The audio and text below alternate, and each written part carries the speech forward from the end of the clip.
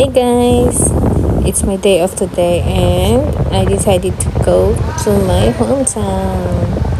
Let's travel again, going to Iloilo, sa province. So I'm here na inside the bus scrap. The railroad boat. Then, wait. Then guys, ito nga nakita ko tong vendo na to. So, gusto ko talagang uminom ng kape para mainitan ako. So, this one pala is choco yung pinili ko. Kasi baka pag nagkape ako, oh my god, baka hindi naman ako makatulog. So, ang ganda lang guys. Kasi ano lang siya, siguro like 15 pesos. Tatong tigli-5, parang ganun siya. Hulog mo lang siya. Then, so, habang nag-aantay ako dito, super lamig dito guys. Kasi ang lakas ng ulan. Akala ko nga guys, hindi naman natutuloy yung yung pag-uwi ko kasi sobrang lakas ng ulan. Tapos, imaginein mo, 5, nakasakay na ako ng barko. Actually, 4:30 na sa pier na ako yun eh. Tapos, bakit namin ng barko? Akala ko kaalis agad ang barko. 6 na guys, umalis yung barko. So, sabi ko, bahala na, mabilis lang naman ata yan. Importante, safe lang kasi nga malakas ang ulan nung time na yan. So, yan guys. Chat yung friend ko kung nasaan ako. Sabi ko lumilipad na ako pero hindi niya alam yun, no? Sa barko pala ako.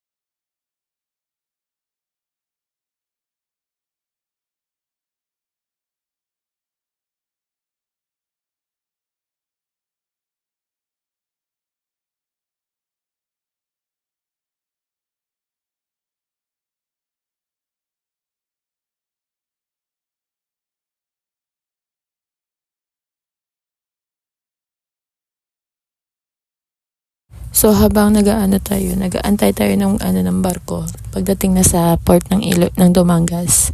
So, anuhin ko na lang dito guys, kung magkano ba talaga ang nagastos ko papunta dito. Dahil gusto ko makatipid. So, pagsakay ko pa lang, umano na ako. Yung bayad ng barko is nasa 140 pesos. Tapos, may terminal fee pa na 30 pesos. And then, pagdating mo yan mamaya sa sa Dumangas Port is may tricycle doon. Pag ganyang gabi na guys, wala na yung tricycle na papuntang terminal. So ito na guys, bababa na kami. So binibidyo ko na kasi yan na, malapit na ako. Tagal ko na gantay. Imagine 4 p.m. Tapos ito mag-8 na ata nito. So yan, nakarating.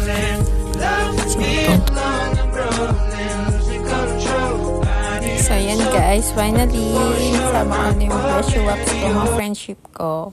Yan guys, picture na. And then, lots of chikahan. Then, after that guys, may diba? May bit pa nga kami mga take out dyan guys. And maaga na kami natapos na ng 1 a.m.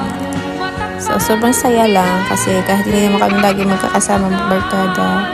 So, pag may time talaga, magawa kami ng way para makabanding kahit na busy sa kanya-kanyang buhay. So, dito lang. Thank you for watching. Wow.